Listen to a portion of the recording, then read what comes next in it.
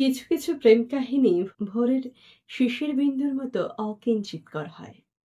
নীরবে নিভৃতে নিজেদের অস্তিত্ব নিয়ে বেশ জমিয়ে তাদের বসবাস।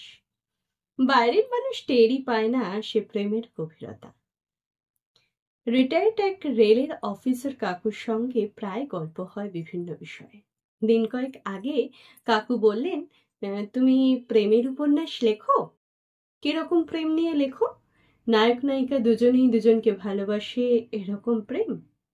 আমি বললাম, হ্যাঁ, সব রকমের প্রেমের রূপেই লিখি। বিষয়টা তো অত্যন্ত জটিল কাকু, তাই সরলীকরণ করাই ভুল।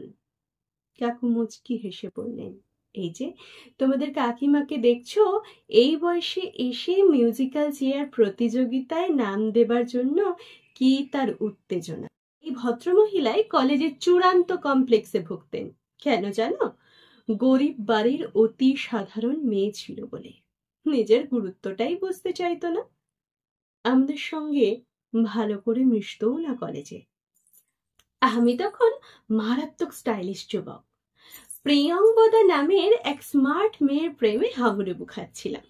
কিন্তু লক্ষ্য করতাম ক্লাসের কোণে বসা দুটো নিরীহ চোখ আমি দেখে সুযোগ পেলে। দেখো, সুন্দর ছেলেদের মেয়েরা দেখে, এটা নিশ্চয়ই তুমি অস্বীকার করবে না? আমি ঘাড় নেড়ে বললাম, অবশ্যই কাকু। কাকু দ্বিগুণ উৎসাহে বলতে শুরু করলেন, তারপর হলো কি, আমি ফুটবল খেলতে গিয়ে একটা হাত ভেঙে ফেললাম। তখন কলেজের ফাইনাল ইয়ার। তো যথারীতি এক্সামে বসতে পারলাম না। বন্ধুরা হঠাৎ এসে বলল, জানিস তো, সুচরিতা তোর দুঃখে এক্সামে বসেনি। আমি হকচকিয়ে গিয়ে জিজ্ঞেস করছিলাম, কে সুচরিতা? তারপর বুঝলাম, ওই ক্লাসের কোণে বসা নিরীহ চোখের মেয়েটা। ওদিকে আমার সুন্দরী প্রেমিকা তখন আমায় ইগনোর করতে ব্যস্ত, কারণ আমার কেরিয়ার 1 বছর পিছিয়ে গেছে। অথচ আমি তাকে ধরে রাখার চেষ্টায় ক্লান্ত প্রায়। মনে মনে ভাঙছি একটু একটু করে। হঠাৎই একদিন নিজেকে বড্ড সস্তা মনে হলো। মনে হলো একজন আমায় ইগনোর করছে বুঝেও আমি তার পিছনে ছুটে চলেছি। কেন? নিজেকে বড্ড বেশি অসম্মান করে ফেলছি হয়তো। এই ভাবনার থেকে সরে এলাম প্রিয়ঙ্বদার কাছ থেকে। তারপর এক্সাম দিতে গিয়ে আবার দেখা হলো সেই শান্ত অপলক তাকিয়ে থাকা মেয়েটার সঙ্গে।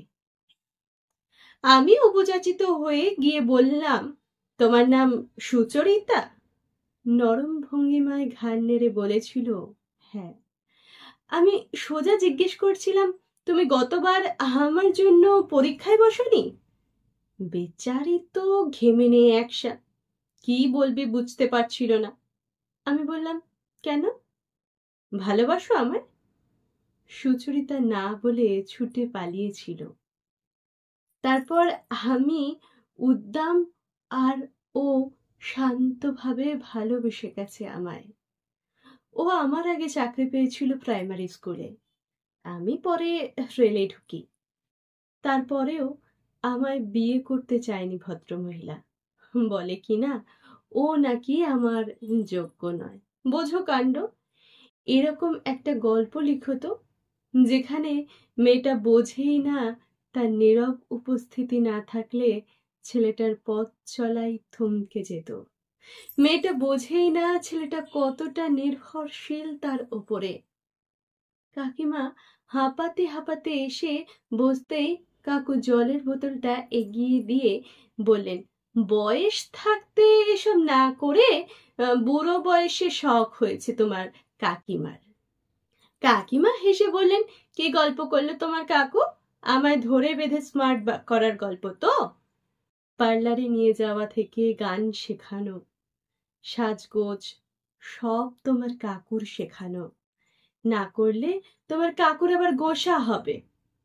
কাকিমার মুখে পরিপূর্ণ তৃপ্তি। কাকিমা জল খেয়েই লেগে গেলেন বাচ্চাদের গানের রিহার্সালে। কাকু বললেন, আসলে কি হয় জানো, আমরা গোলাপ চারার পরিচর্যায় এতটাই ব্যস্ত হয়ে পড়ি যে বাড়ির উঠোনে নিজে নিজেই বেড়ে ওঠা নয়নতারার খোঁজ নেই না।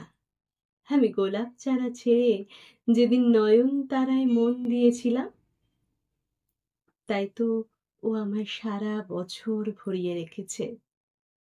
আমার মেয়ে বলে, বাবা, আমাদের বাড়ির সব থেকে ইয়াং মানুষ, তোমার কাকিমার একটু পরিচর্যার প্রয়োজন ছিল, আর কিচ্ছু না।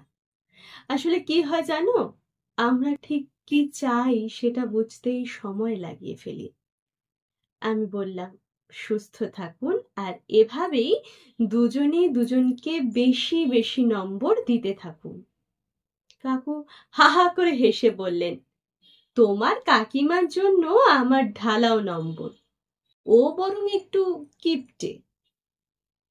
যে কোনো সম্পর্ক যত নিভৃতেই গড়ে উঠুক না কেন, পারস্পরিক সম্মানটা বড্ড গুরুত্বপূর্ণ।